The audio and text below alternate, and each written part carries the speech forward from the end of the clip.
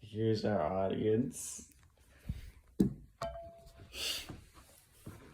Wealth inequality is one of the greatest dangers of our time. It concentrates power at the top, it perpetuates suffering, and it damages society.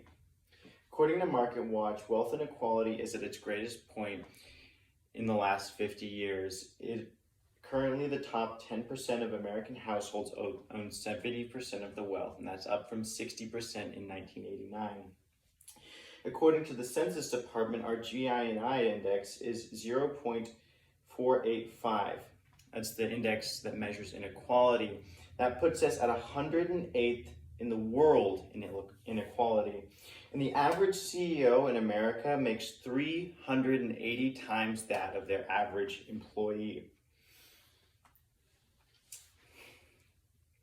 Wealth inequality concentrates power at the top. The top 20 biggest donors in the 2020 election donated $2.3 trillion to political campaigns across the country. For reference, Joe Biden's entire campaign was half of that amount.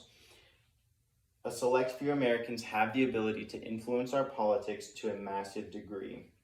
In fact, 3 billionaires themselves ran for president, and they required no financial backing to do so.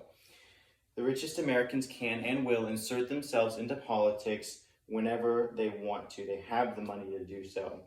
The rich also fund corporate lobbyists who have the ability to bribe politicians with campaign contributions and who even write bills themselves. In fact, a study found that 2,100 bills have been passed that were written entirely by lobbyists. Corporations are so powerful at this point that they are now writing our laws for us. Wealth inequality also perpetuates suffering. Around 11% of Americans are living in poverty, and half of those 11% are living in extreme poverty. 11% of families are food insecure, and 16% of children live in poverty.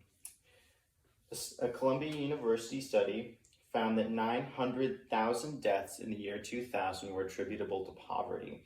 That means that the plague of greed and inequality has twice the death toll of COVID-19 every single year.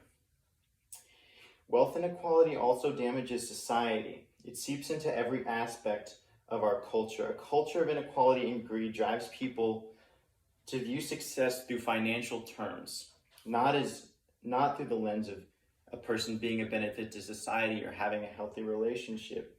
Additionally, large wealth inequality stops social mobility. It creates a society where wealth and success are highly valued, but there are few opportunities to rise up from your position.